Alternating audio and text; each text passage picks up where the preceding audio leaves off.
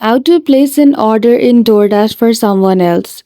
In this video, I will show you how can you easily order for someone else on DoorDash application. So without any delay, let's get into it. For that, firstly open DoorDash application and all you need to do is simply make an order how you normally do it for your own self. After that, you need to make sure you fill out these details very carefully as you're not ordering for yourself, so you need to change the address to one who is receiving it and provide the recipient's phone number.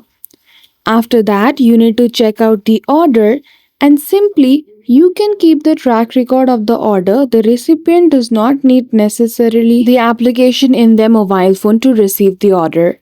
So that's it. That is how easily you can make an order on DoorDash application for someone else. So I hope you found this video helpful.